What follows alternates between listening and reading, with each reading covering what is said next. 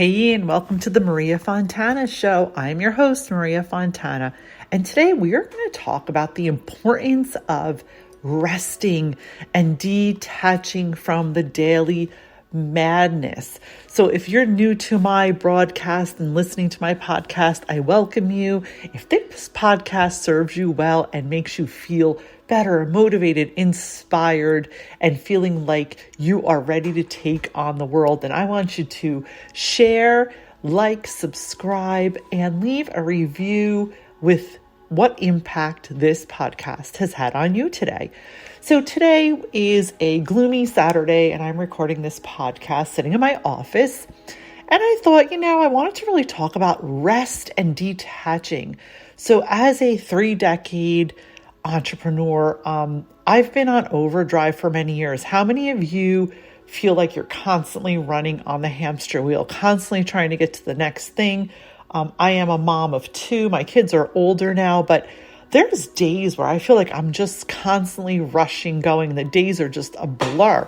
So I want to share a few things that I've learned personally over the years in my own experience of being able to really take back my time and enjoy my life and really thoroughly love being an entrepreneur and being able to show up better for myself. So the first thing I want to talk about is the power of resting. So resting is so underrated today. Nowadays, hustle is the new black. And guys, I'm all for hustle because you do have to hustle. You do have to get shit done and you do have to put the work in, especially if you are self-employed and you are an entrepreneur, because no one's coming to save you.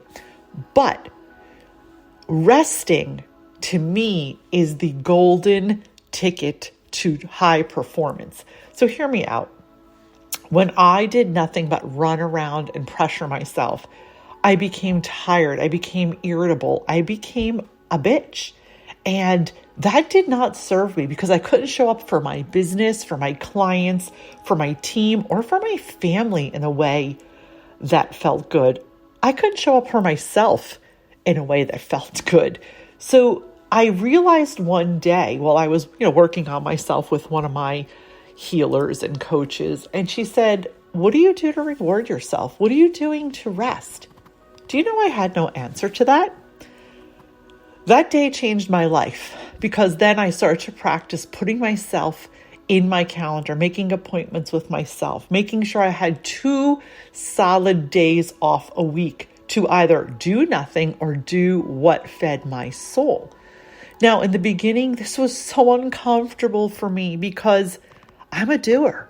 I'm a type A personality. I am a hustler. It's in my blood. So to do nothing was something that was totally different than everything that had been instilled in me in my upbringing, in my early years of being an entrepreneur from the time I was 19 years old. I was ingrained with hustle culture in my blood. So when I decided to actually invest in shifting these mindsets, it was not comfortable. It was awkward. I felt resistance. I felt irritated. But I will tell you, after months, it was day by day, week by week, month by month, I started to change and hold myself accountable to having appointments with myself, to having days off, and to feeling good about it. Now, I can't even imagine my life the way it was before. Now I take 4 to 6 weeks off a year, sometimes more. I travel to my home in Italy.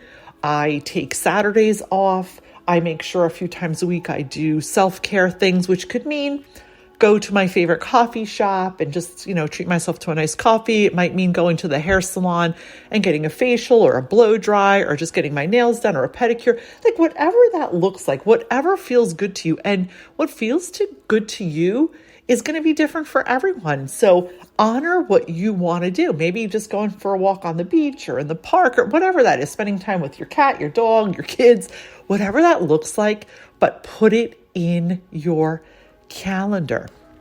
And the second thing that has shifted my life, my career, my bottom line to a place of more abundance and feeling good, because what good is all the money if we feel like crap, right? I mean, I'm doing this 37 years. I've been an entrepreneur and a business owner of multiple businesses. If you don't feel good, all the money in the world is useless. So the second thing I found to be really powerful is detaching from outcomes. Now, what does that mean? Sometimes we're so caught up in the outcome of a sale, in the outcome of what's going to happen in a situation in our business, that we become obsessed with it and we lose our peace. So by detaching from the outcome, meaning allowing the energy, the universe, let it all unfold the way it's just supposed to. When I learned to let go of the outcome, and that not so much let go of the outcome, but let go of the attachment to the outcome, everything flowed better. I felt better, sales closed better, the right clients came into my business, the wrong clients just kind of fell away and drifted away into the dust. There was no more resistance. So of course, you're going to get days where you fall off the wagon, and you're going to get days where the shit hits the fan and things don't always go the way you plan. But the good news is this: I have learned from my own personal experience that you can just get right back up, get back on the horse, get back on your wagon that you fell off, and keep moving forward.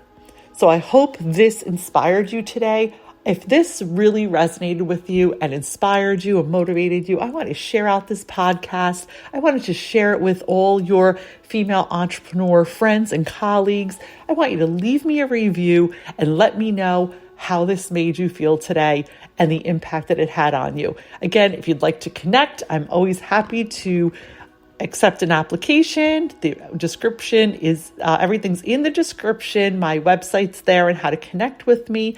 I cannot wait to meet you personally. Have an awesome day.